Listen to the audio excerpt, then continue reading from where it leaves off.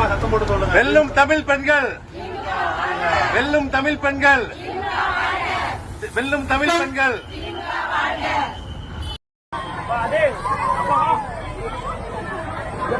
உடச்சு போறீங்க பாப்பா இங்களா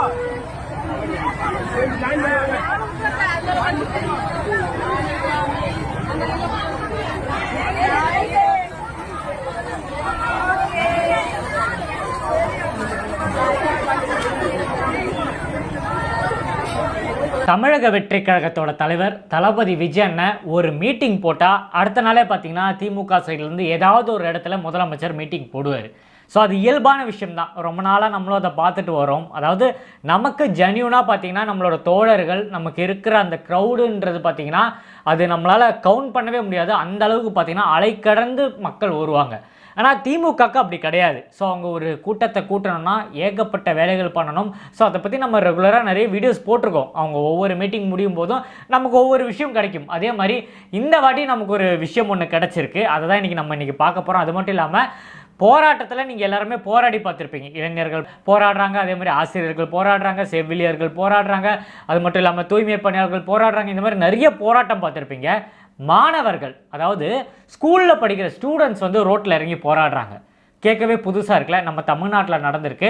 அதை பற்றி தான் இன்றைக்கி நம்ம பார்க்க போகிறோம். அது மட்டும் இல்லாமல் இன்றைக்கி நம்மளோட தமிழக வெற்றி கழகம் சார்பாக பார்த்திங்கன்னா தேர்தல் பிரச்சார குழு சார்பாக பார்த்திங்கன்னா ஒரு மீட்டிங் ஒன்று போட்டிருக்காங்க ராயப்பேட்டையில். அங்கே ஒரு சலசலப்பு நடந்திருக்கு. இதெல்லாம் என்னன்றதான் நம்ம பார்க்க போகிறோம்.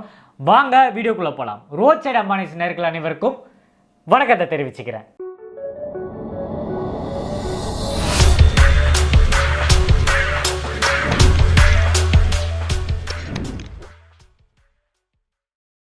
இன்னைக்கு ஒய்எம்சி, அதாவது ராயப்பேட்டாவில் இருக்கிற அந்த கிரவுண்டில் தமிழக வெற்றி கழகம் சார்பாக பார்த்தீங்கன்னா ஒரு மீட்டிங் ஒன்று அரேஞ்ச் பண்ணியிருக்காங்க. அதாவது தேர்தல் குழுவை சம்மந்தப்பட்ட ஒரு மீட்டிங்கு. ஸோ சென்னையில் இருக்கிற எல்லா மாவட்ட செயலாளரும் ஒருங்கிணைந்து பார்த்திங்கன்னா அந்த மீட்டிங்கை நடத்துகிறாங்க. கழக பொதுச் செயலாளர் வராரு, நம்ம முக்கிய நிர்வாகிகள்லாம் இந்த மீட்டிங் நம்ம தோழர்களுக்காக ஒன்று அரேஞ்ச் பண்ணியிருக்காங்க. செயல் வீரர்கள் கூட்டம்னு சொல்லி அரேஞ்ச் பண்ணியிருக்காங்க. இதுக்கான முறையான பர்மிஷன் எல்லாமே பார்த்திங்கன்னா நம்ம வாங்கியாச்சு. வாங்கி ப்ராப்பரான ஒரு பர்மிஷனோட தான் இந்த நிகழ்ச்சியே நடக்குது. சடனாக பார்த்தீங்கன்னா காவல்துறை சைட்லேருந்து அழுத்தங்கள் கொடுக்குறாங்க. இது புதுசு கிடையாது. நான் சொல்ல போகிறது உங்களுக்கு புதுசு கிடையாது. எதுக்கு கொடி வைக்கிறீங்க, யாரை கேட்டு இந்த இடத்துல கொடி வச்சிங்க, யாரை கேட்டு இந்த இடத்துல பேனர் வச்சிங்க, உடனே அந்த மாவட்ட செயலாளரான திலீப் அவர்கள் லெட்டர் எடுத்து காட்டுறாங்க. நாங்கள் கார்பரேஷன்லையும் காவல்துறையிலும் ப்ராப்பரான ஒரு பர்மிஷன் வாங்கியிருக்கோமே சொல்லி அந்த லெட்டர் எடுத்து காட்டுறாங்க. அப்போது அவங்க விட மாட்டாங்க. இந்த கொடியெல்லாம் கழட்டணும், இந்த சைடு கொடி வைக்கக்கூடாதுன்னு சொல்லி ஏகப்பட்ட ப்ரெஷர். ஸோ எவ்வளோ அழுத்தங்கள் பாருங்கள். இதை நான் ஏன் சொல்கிறேன்னு பார்த்தீங்கன்னா தொடர்ந்து நமக்கு நடந்துட்டுருக்கு. நிறைய இடத்துல நடந்துட்டுருக்கு. தமிழ்நாட்டில் மட்டும் கிடையாதுங்க, வெளிய இடத்துலையும். அதாவது இப்போது கேரளாவில், கர்நாடகா அந்த இடத்துல கூட பார்த்திங்கன்னா நம்ம ஜனநாயகன் படம் வைக்கிறதுக்கு, படத்தோட பேனர் வைக்கிறதுக்கு பார்த்திங்கன்னா நிறைய சிக்கல்கள் ஏற்படுத்துக்கு. ஸோ யோசிச்சு பாருங்கள், பர்மிஷன் வாங்கியும் நம்மளால் ஒரு நிகழ்ச்சியை ஒழுங்காக நடத்த முடியலன்னா அதுக்கு எவ்வளோ அழுத்தங்கள் இருக்குன்னு யோசிப்பாங்க. இதே நேரம் அந்த இடத்துல டிஎம்கேவோ ஏடிஎம்கேவோ ஏதாவது நிகழ்ச்சி பண்ணுறாங்க, ஈஸியாக பார்த்திங்கன்னா பர்மிஷன் கிடைக்கும், எந்த குடைச்சலும் இருக்காது.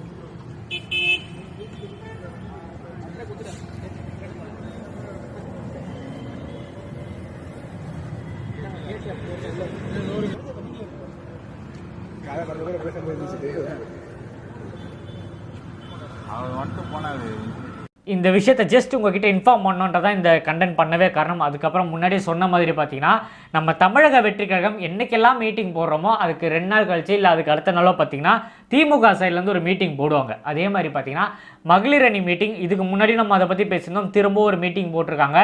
நியூஸில் நீங்கள் எல்லாருமே பார்த்துருப்பீங்க. சாப்பாடு கூட கிடைக்காம பார்த்தீங்கன்னா நிறைய பேர் தவிச்சிட்டு இருந்தாங்க. ப்ரெஸ் மீட்லாம் கொடுத்துருந்தாங்க. ரொம்ப நேரமாக வெயிட் பண்ணுறோம். கேட்டால் என்ன சொல்கிறாங்கன்னா முதலமைச்சர் வராமல் சாப்பாடு கொடுக்க மாட்டோன்ட்டு. எவ்வளோ உறுத்துது இதை கேட்கும்போது. அவங்களெல்லாம் பஸ்ஸில் கூப்பிட்டு போய் ஒரு வீடியோ கிளிப்பிங் ஒன்று பார்த்தேன். எல்லாருமே பார்த்தீங்கன்னா வராங்க, அதாவது பணம் கொடுத்து கூட்டிகிட்டு வந்தோம். அவங்கள பார்த்தாலே தெரியுது. அவங்களுக்குலாம் ட்ரெஸ்ஸு கொடுத்து ஒருத்தர் வாட்டர் பாட்டில் அந்த கிட்டு கொடுக்குறாரு. அந்த மீடியா வரும்போது அதை மீடியாவில் காட்டுறதுக்காக மட்டும் ஒரு லேடியை நிற்க வச்சு பார்த்தீங்களா மட்டன் பிரியாணி கொடுத்துருக்காங்க, பார்த்தீங்களா பிஸ்கெட் கொடுத்துருக்காங்க, பார்த்தீங்களா வாட்டர் பாட்டில் கொடுத்துருக்காங்கன்னு சொல்லி ஒரு ஆடு மாதிரி இருந்தது அதை பார்க்குறதுக்கு. அது ஒரு சைடு இருக்கும்போது இன்னொரு சைடு கூட்டத்தில் இருக்கிற நிறைய லேடிஸ் பார்த்தீங்கன்னா அழுகுறாங்க, மயக்கம் வருதுன்னு சொல்கிறாங்க. ஸோ ஒரு கூட்டம்னு இருக்கும்போது நிறைய பேர் வரதான் செய்வாங்க, க்ரௌட் இருக்க தான் செய்யும். ஆனால் அதை ஆர்கனைஸ் பண்ணுறதுக்கு ஒரு டீம் வேணும். அது யாருமே இங்கே கிடையாது. அந்த கூட்டத்தில் அவங்கள போட்டு அடைச்சி வச்சு அவங்க மயக்கம் வந்து அவங்க ப்ரெஸ்ஸில் சொல்கிறாங்க, நான் சாப்பிட்றதுக்கு கொஞ்சம் கஷ்டமாக இருக்குது, சாப்பாடே எங்களுக்கு கொடுக்கல, நாங்கள் கேட்குறோம், அங்கே சாப்பாடு கொடுத்துருக்காங்க, அங்கே கேட்குறோம், முதலமைச்சர் வராமல் நாங்கள் சாப்பாடு போட மாட்டோம் அப்படின்றாங்க. ஸோ இதை கேட்கும்போது இது உங்ககிட்ட கொண்டு வந்து சேர்க்கணும்னு நினச்சி, அது மட்டும் இல்லாமல் அவங்க பஸ்ஸில் வரும்போதே பார்த்தீங்கன்னா சொல்லி கூப்பிட்டு வராங்க. இந்த மாதிரி நாங்கள் விஷயத்த சொல்லுவோம், நீங்கள் முதலமைச்சர் வாழ்கன்னு சொல்லணும், இந்த மாதிரி சொன்னோம், மகளிருக்கு முன்னுரிமை கொடுக்குற முதலமைச்சர் வாழ்கன்னு சொல்லணும் சொல்லி பஸ்ஸிலே ஸ்கிரிப்டட் பண்ணி அவங்களுக்கு சொல்லி கொடுத்து கூப்பிட்டு வராங்க. எதுக்கு இவ்வளோ கஷ்டப்படுறாங்க? இவங்களை நம்பி இப்போ எல்லாருமே என்ன சொல்கிறாங்கன்னா திமுக வந்து அவ்வளோ பெரிய கட்சி, அவங்களுக்கு தான் ஓட்டு வர வாய்ப்புகள் இருக்குன்னு சொல்கிறாங்க. இந்த மாதிரி காசு கொடுத்து கூட்டிகிட்டு வரவங்கலாம் ஓட்டு போடுவாங்களா? யோசிச்சு பாருங்க. அப்போ தான் நான் கம்பேர் பண்ணுறேன், நம்ம தலைவருக்கு கூடுற கூட்டத்தை நான் கம்பேர் பண்ணுறேன். நம்ம தலைவருக்கு அவ்வளோ தன்னெழுச்சியாக வராங்களே, ஒவ்வொரு மீட்டிங்க்கு தன்னெழுச்சியாக வராங்களே. இன்றைக்கி பாருங்கள், இன்றைக்கி மீட்டிங்கில் ராயப்பேட்டை அந்த கிரவுண்டில் நம்ம தலைவர் தளபதி வரல. மற்ற மெயின் போஸ்டிங்கில் இருக்கிற பொதுச் செயலாளர், துணை பொதுச் செயலாளர் அவங்களாம் தான் இந்த ஈவெண்ட்டை வந்து கண்டக்ட் பண்ணுறாங்க. அதுக்கே பார்த்தீங்கன்னா ஈவினிங்லேருந்து கூட்டம் கூட ஆரம்பிச்சிச்சு. அந்த அளவுக்கு இருக்குது. ஸோ நம்ம கட்சி நிர்வாகிகளுக்கே அந்த அளவுக்கு பவர் இருக்குன்னும் போது இங்கே முதலமைச்சர் வரத்துக்கு பார்த்தீங்கன்னா காசை கொடுத்து ஆளை கூப்பிட்டு வராங்க. ஊர்லேருந்து பார்த்தீங்கன்னா வண்டி வச்சு, அதுவும் கவர்மெண்ட் பஸ் வச்சு கூப்பிட்டு வராங்க. ஸோ எதுக்கு இந்த இவ்வளோ காசு செலவு பண்ணுறீங்க? அந்த காசை வேறு எதுக்குன்னா செலவு பண்ணி மக்களுக்கு நல்ல விஷயம் பண்ணால் பரவாயில்ல. வர லேடிஸுக்கெல்லாம் பணம் கொடுத்து பிரியாணி கொடுத்து அவங்களுக்கு ஒரு பொட்டலத்தில் இந்த ஃபுட்டு இந்த பிஸ்கெட் எல்லாம் அரேஞ்ச் பண்ணி கொடுத்து கூட்டிகிட்டு வர கூட்டம், இது எந்த அளவுக்கு தமிழக அரசியல் சீப்பாக போயிட்டுருக்குன்றதை நீங்கள் பார்த்து தெரிஞ்சுக்கோங்க. அந்த 2-3 வீடியோ கிளிப்பிங் இருக்குது, ஆட் பண்ணுற பாருங்கள். அதே மாதிரி தெருக்கு பார்த்தீங்கன்னா ஸ்கூல் ஸ்டூடெண்ட்ஸ் வந்து போராடுற நிலைமை. ஒரு ஊரில் பார்த்தீங்கன்னா ரோடு போல் கிட்டத்தட்ட 9 மாதம் ஆகுதான். அதாவது அந்த ரூட்டுக்கு பஸ்ஸு வந்து 9 மாதம் ஆகுதான். நடந்து போகிறாங்க அந்த பசங்க. ரொம்ப நாள் பார்த்தாங்க, 1 மாதம் பார்த்தாங்க, 2 மாதம் பார்த்தாங்க, 3 மாதம் பார்த்தாங்க. ரோடே போட மாட்டாங்கன்னு தெரிஞ்சவங்க அவங்க ரோட்டுக்கு வந்து போராட ஆரம்பிச்சிருக்காங்க. ப்ரெஸ் எல்லாம் கூப்பிட்டு அந்த இடத்துல போராட்டம் பண்ணியிருக்காங்க. யோசிச்சு பாருங்க. அதுவும் மகளிர் நிறைய பேர், கவர்மெண்ட் ஸ்கூலில் படிக்கிற நிறைய மகளிர் வந்து இந்த போராட்டத்தில் கலந்து அவங்க சொல்கிறாங்க, அவங்களோட குறைகளை சொல்கிறாங்க. 9 மாதமாக ரோடு இல்லை, நாங்கள் நடந்து வரோன்ட்டு. கேட்கும்போது ரொம்ப பாவமாக, நம்ம எந்த காலத்தில் இருக்கோம்? 1990 இருக்கோம் நம்ம. யோசிச்சு பாருங்கள். அந்த பசங்க பேசுகிறத பார்க்கும்போது நமக்கு அப்படி தான் இருந்தது. பழைய காலத்தில் எப்படி இருக்கும்? நம்ம அம்மா அப்பாலாம் பார்த்திங்கன்னா படிக்கிற காலத்தில் நடந்து போய் படிச்சுட்டு வந்தாங்கன்னு நான் கேள்விப்பட்டிருக்கேன். ஸோ 2026 அது நடந்துகிட்ருக்கு. இதை நம்ம எங்கே போய் சொல்லலாம்? அந்த குழந்தைங்க பேசுகிற வீடியோ கிளிப்பிங் ஒன்று வச்சுருக்கேன், நீங்கள் பாருங்கள். இதெல்லாம் பார்த்துட்டு நம்ம தமிழ்நாடு, நம்ம தமிழக அரசு எந்த அளவுக்கு இருக்காங்கன்றதை நீங்கள் பார்த்து தெரிஞ்சுக்கோங்க. இவங்கள நீங்கள் திரும்ப ஓட்டு போட்டு ஜெயிக்க வைக்க போகிறீங்க? நீங்கள் யோசிச்சு பாருங்கள். நல்ல ஆட்சி வரணும், தமிழக முதலமைச்சராக நம்ம தலைவர் தளபதி விஜயன் வரணும், இது எல்லாமே மாறணும், மக்கள் சந்தோஷமாக இருக்கணும், எல்லாருக்குமே தேவையான விஷயங்கள்லாம் அவர் பண்ணுவார்ன்றதில் எனக்கு ரொம்ப ரொம்ப நம்பிக்கை இருக்குது. ஸோ நீங்கள் இந்த வீடியோ பார்க்கும்போது நான் சொன்ன விஷயங்கள்லாம் நீங்கள் பார்த்துருப்பீங்க.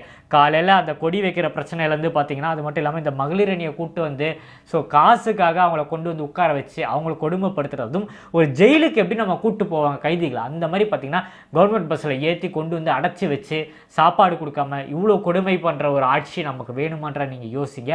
இதை பற்றி நீங்கள் என்ன நினைக்கிறீங்கன்றத உங்களோட முழு கருத்துக்களை கமெண்ட்டில் தெரியப்படுத்துங்க. அதே மாதிரி நிறைய பேர் என்னோட இன்ஸ்டாகிராம் ப்ரொஃபைல் பற்றி கேட்டிருந்தீங்க. வில்லிவாக்கம் ஜே அஸ்வின், அதான் என்னோட இன்ஸ்டாகிராம் ப்ரொஃபைல். ஸ்க்ரீனில் கூட காட்டுறேன், ஃபாலோ பண்ணிக்கோங்க. நமக்கு ஃபேஸ்புக்லேயும் ரோட் சைட் அம்மானிஸ்க்கு பேஜ் இருக்குது, அதையும் ஃபாலோ பண்ணி வச்சுக்கோங்க. அங்கேயும் நிறைய வீடியோஸ்லாம் போட்டு தான் இருக்கேன். ஸோ மறக்காமல் நம்ம சேனலை சப்ஸ்கிரைப் பண்ணிக்கோங்க.